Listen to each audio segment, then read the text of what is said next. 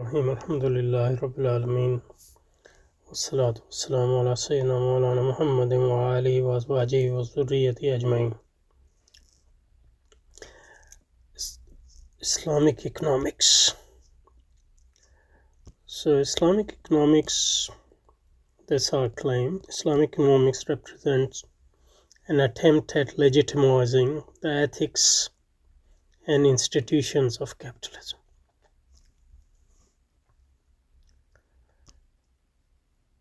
And by legitimizing we mean justifying. So they provide a justification. So the function of capitalism. So we're being function of capitalism. Function of Islamic economics. So we are not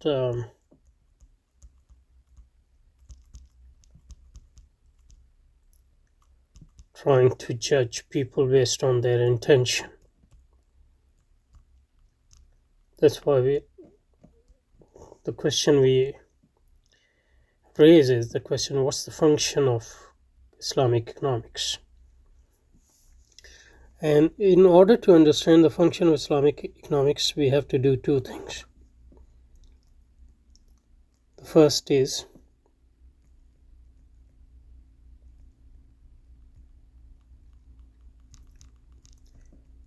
what's the theoretical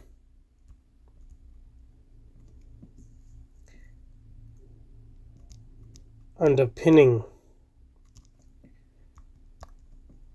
of Islamic economics, and from there we can infer or understand what function this discipline will play, theoretically speaking. And the second way is to practically to look at how Islamic economics work in practice, what types of functions it fulfills actually, and what are the different agents involved in it. Agents meaning different players. So for example, there are those who are interested in Islamic economics, so Islamic parties, Islamic movements, professional Muslim economists who specialize in Islamic economics, governments, because a lot of money, is banks, etc. So what different function in practice, what are those different functions which Islamic economics fulfills in practice, and what are the expectations of different players within the field? So these are 2-3 things which tells us the functions, give us clues about the function of something within a specific setting, within a system. So, and with this, when we say Islamic economics is a justification of capitalism, so Islamic economics, our claim is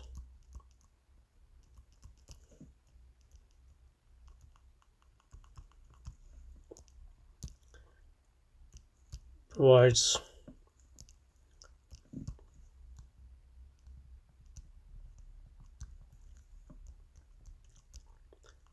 a theoretical Islamic justification of capitalism.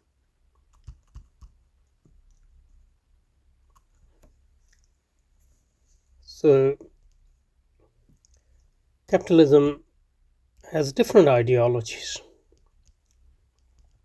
and Islamic economics is one of those ideologies. So for example, we had Protestant justifications of capitalism, we had Jewish justifications of capitalism, we had commercial justification of capitalism, we had agrarian justification of capitalism, we had individualistic justification of capitalism, we had nationalistic justification of capitalism, we had class-based justification of capitalism. These are all ideologies which take the basic ethics of capitalism at face value and provide a particular justification of that universalistic ethics.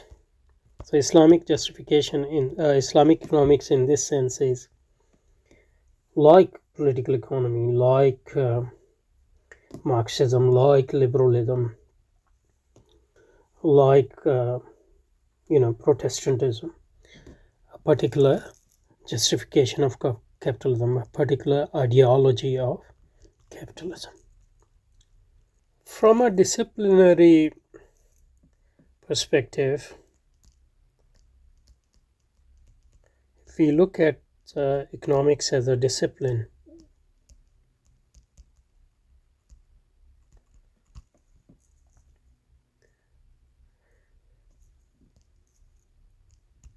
people say to us, Islamic economics,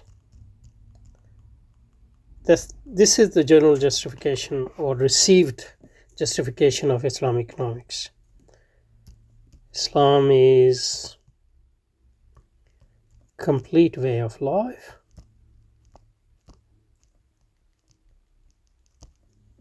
It has specific teachings for all aspects of life, and economy is an aspect of life, and Islamic economics provides those teachings. But we basically reject this justification because this is an abstract, ahistorical justification.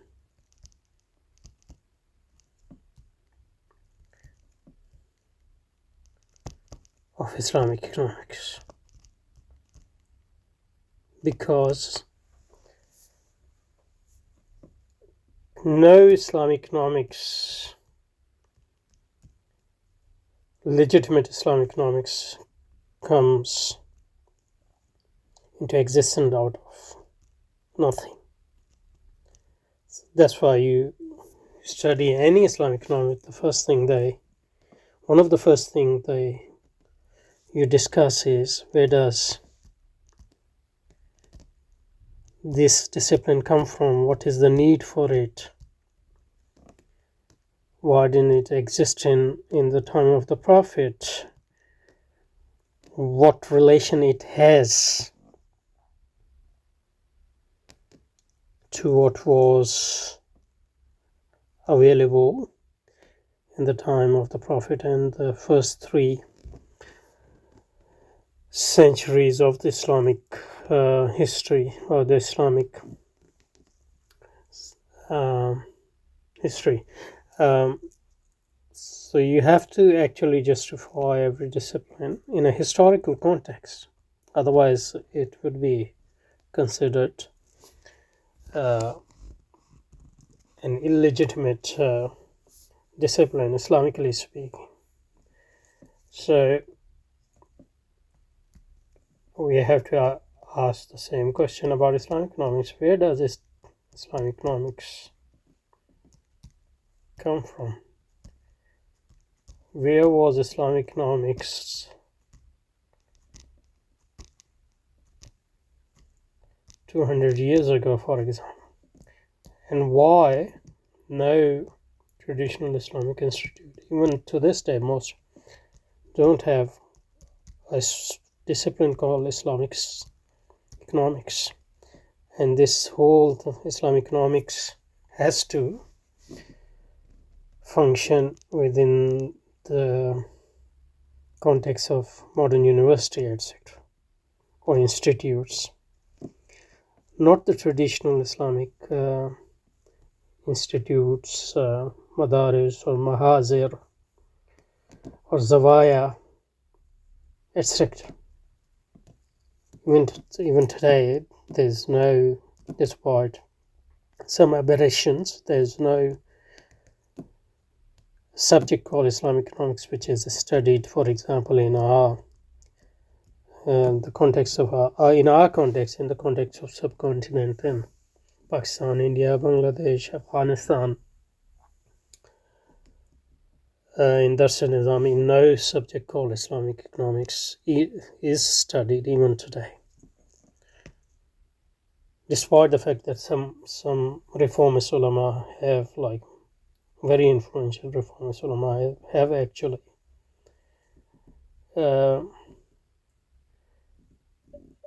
espoused the cause of Islamic economics. Why is that the case? And in order to answer this question, where does Islamic economics come from, we have to answer the prior question, where does economics come from? Because without economics, Islamic economics doesn't exist. And economics didn't exist before capitalism. Economics as a discipline was invented in 16th, 17th, 18th century. For example, one can claim that, Adam Smith or people who he relied upon, Adam Smith was the one who, for example, invented economics. There was no economics even in Christendom before that. Traditional Christian university, there was no discipline called economics. Of course, Christianity, like Islam, had economic teachings, but those teachings weren't considered or studied under a discipline called economics. And this is, I think, a crucial question. Where does this...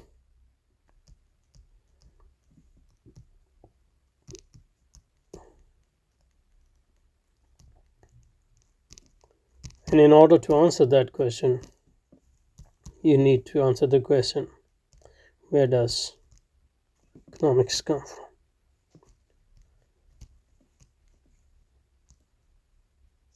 And why? So,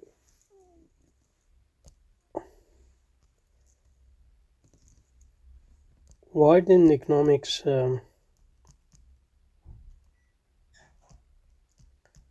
exist as an independent subject before capitalism?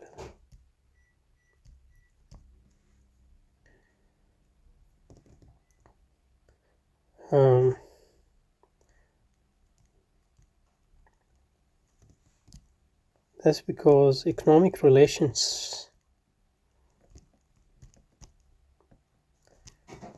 were part of larger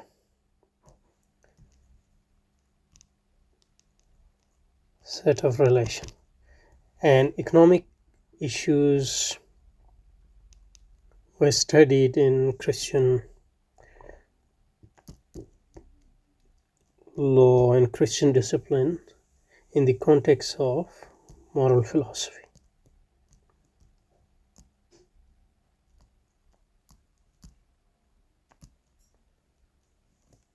Because economic relations were seen as embedded in overall morality. The morality was prior to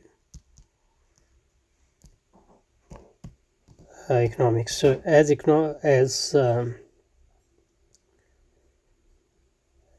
morality guided other areas of life, morality also guided economic sphere of life, and that morality was embedded in a Christian worldview and religion and a Christian civilization. So in order for capitalism to triumph, it was important that economic relations were freed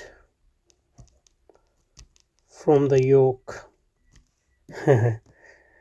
of the Christian morality and ethics. So this is what freedom from is, negative freedom.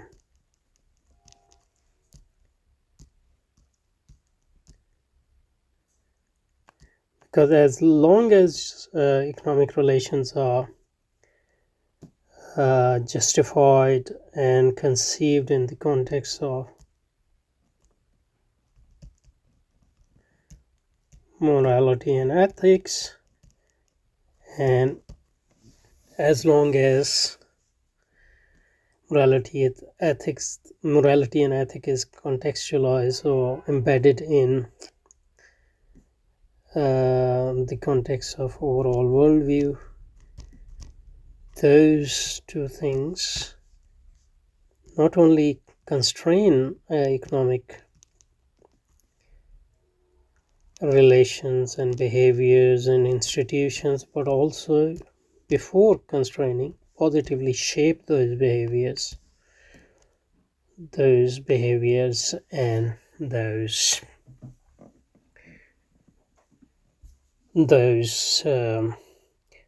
institutions, etc. So in order for capitalism to prosper, it was important that you have a discipline which is considered technical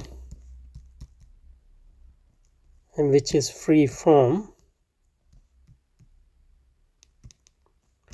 morality and free from ethics and free from religious dogma and free from religious law.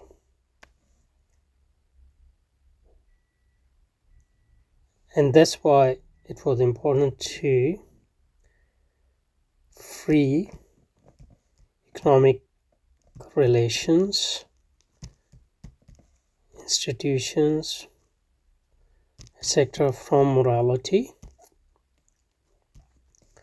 from religious institutions, from social institutions, from religious law, from social law, etc. And the discipline which provide ideological justification for that is called economics. So economics couldn't have emerged before capitalism, because it emerged precisely to provide justification for the existence of economy free from morality, ethics, religious law, etc. So that's in a nutshell. So similarly, Islamic economics didn't exist. Obviously, in fiqh, as part of fiqh, you read Kitab ul-Buyu, for example. But Kitab al-Buyu is not economics, because Kitab al-Buyu is part of fiqh, and fiqh is part of fiqh akbar, aqaid, and that is part of Islamic morality, Islamic institution, and Islamic law.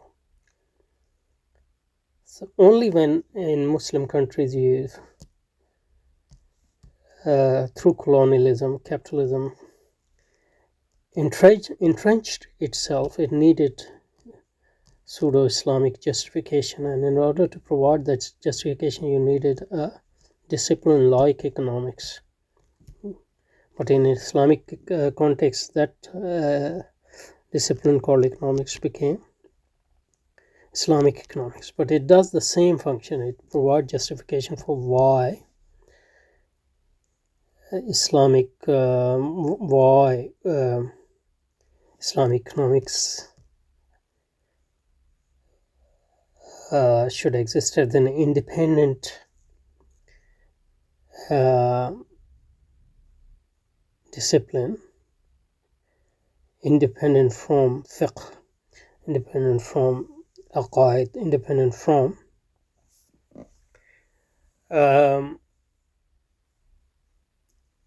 Islamic morality and Islamic law, etc.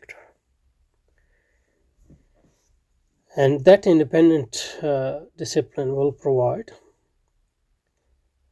justification, Islamic justification for capitalism. And since the justification is Islamic, it will take some stuff from fiqh and Quran, etc., but not within the setting of Islamic discipline, but independently within the setting of modern secular university. So that's the whole rationale of the existence of Islamic economics and economics, etc. So I think it's enough for today. So we'll continue from here, inshallah, next time.